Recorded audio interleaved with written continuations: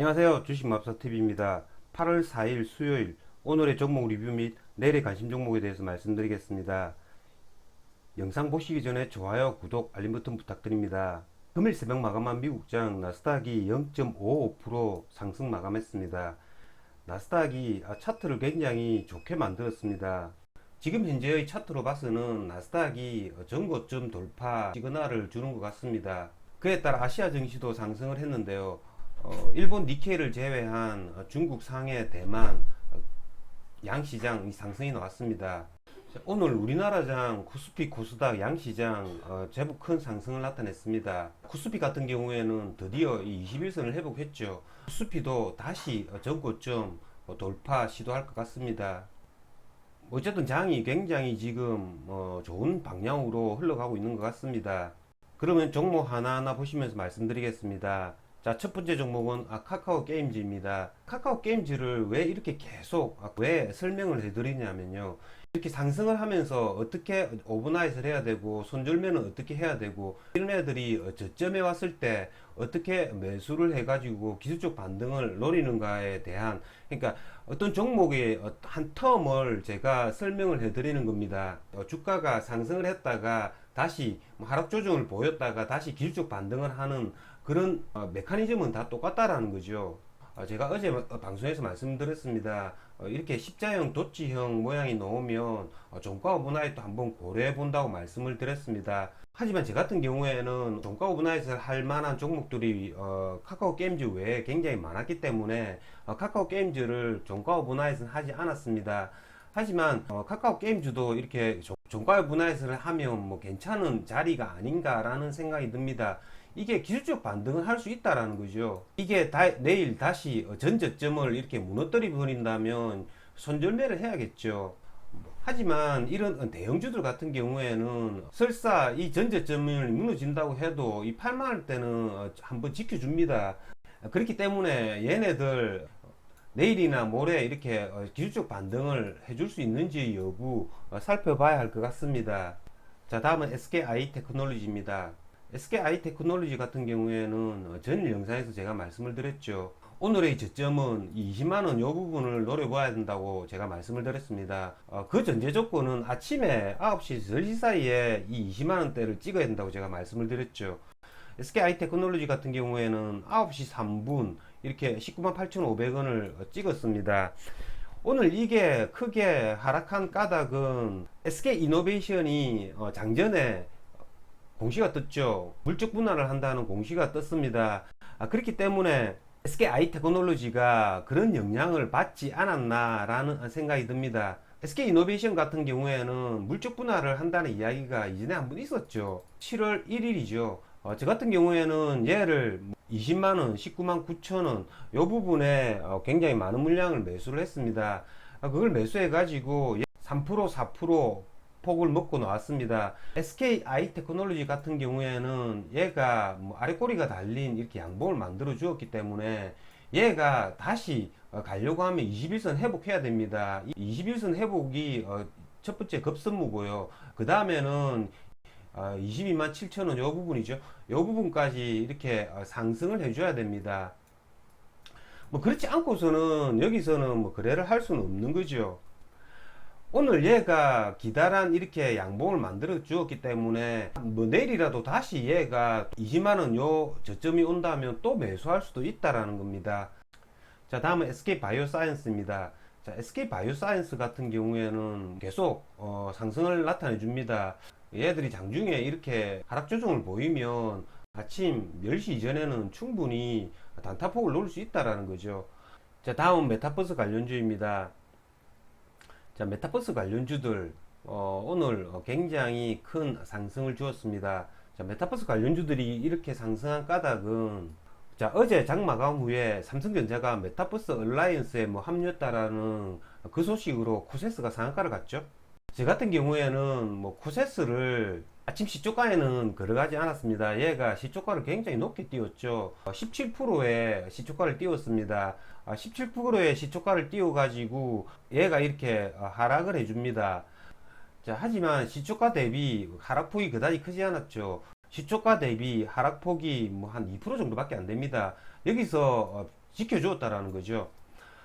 저 같은 경우에는 뭐 여기서는 매수를 하지 않았습니다. 여기서는 매수를 하지 않고 철저히 얘를 뭐 고점 돌파 매매 차원에서 거래를 한다라고 생각을 했고요. 그래서 얘를 12,250원 요 부분에 매수를 했습니다.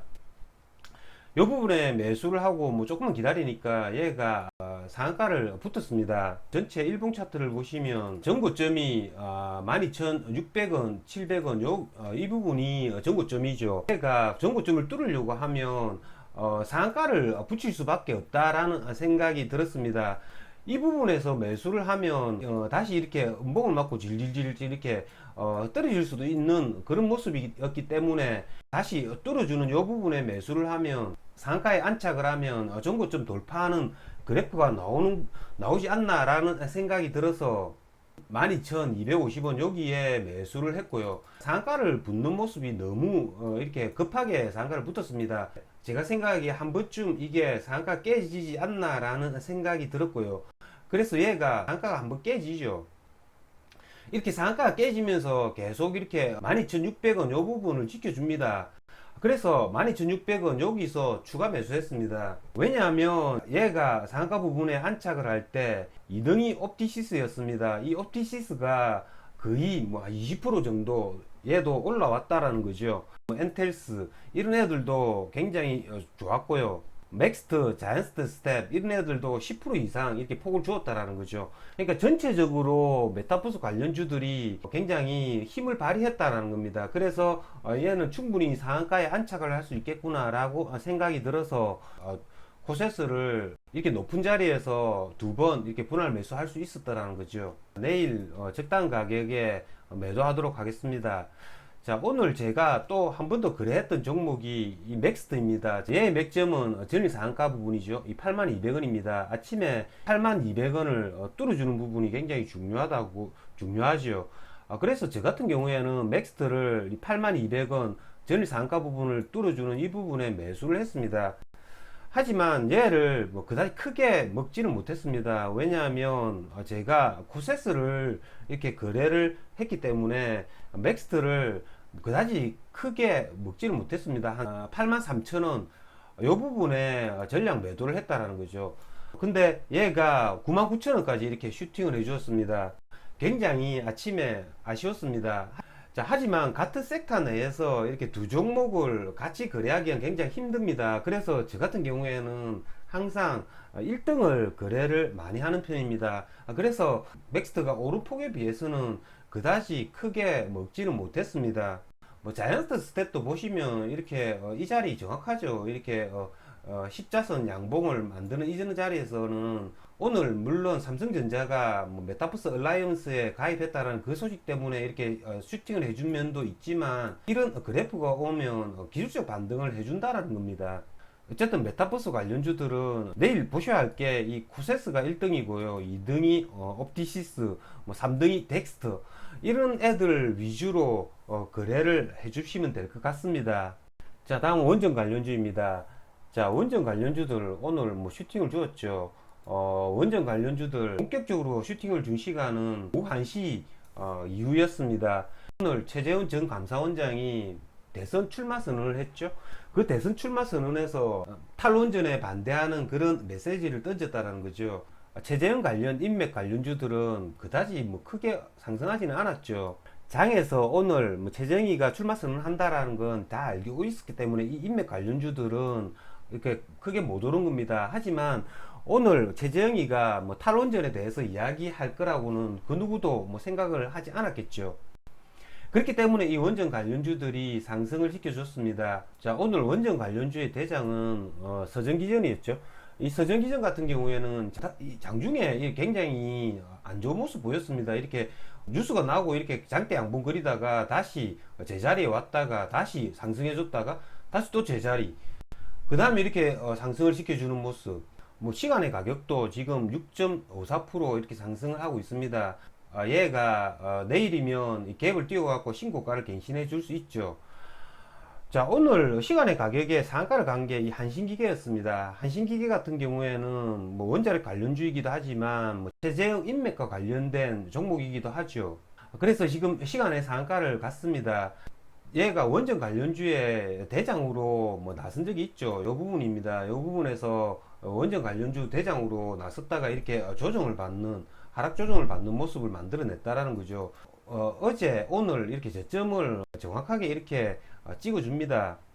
이런 애들은 내일 갭 상승을 띄워가지고 이렇게 오른다 하더라도 그렇게 적극적으로 거래는 하지 않겠습니다. 왜냐하면 충분히 이런 자리에서 잡고 오버나이트를 할 수 있는 걸 제가 놓쳐버린 부분이기 때문에 내일 같은 경우에는 제가 홀딩하고 있는 한전산업 이런 애들 잘 매도하도록 하겠습니다. 이상으로 주식마법사TV를 마치겠습니다. 제 영상이 도움이 되셨다면 좋아요, 구독, 알림 버튼 부탁드립니다. 끝까지 시청하신 분들에게는 보유 종목이 급등할 수 있게끔 마법을 걸어드리겠습니다. 윙가르디움 레비오사 감사합니다.